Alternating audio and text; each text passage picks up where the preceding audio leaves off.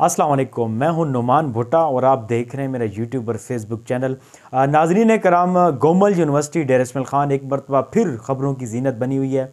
कल बरोज़ जुमा गोमल यूनिवर्सिटी के अंदर सारा दिन हंगामा रही है। वहाँ पर जो है वो मुख्तलिफ़ मुलाजमीन को जो है वो तशद्दुद का भी निशाना बनाया गया। उसके साथ मुख्तलिफ़ दफातर को भी ताले लगाए गए हैं। असल में इसकी कहानी तो बहुत लंबी है, लेकिन मैं कोशिश करूंगा कि इसके ऊपर आपको तफसीलन जो कल का वाक़या हुआ है उस पर आपको मैं तफसीली इस चीज़ से आगाह करूं कि कल हुआ क्या एक्चुअली। गुमल यूनिवर्सिटी के वाइस चांसलर जो कि जबरी रुखसत पर गए हुए थे, डॉक्टर इफ्तिखार अहमद, उनकी बहाली के बाद जो है वो जैसे ही वो डेर इस्माइल ख़ान में उन्होंने गुमल यूनिवर्सिटी में दोबारा बहाल हुए और एंट्री दी तो उन्होंने बड़े पैमाने पर तबादले किए। मुलाजमीन की जो है वो उचाड़ बिछाड़ का जो है उन्होंने एक सिलसिला शुरू किया।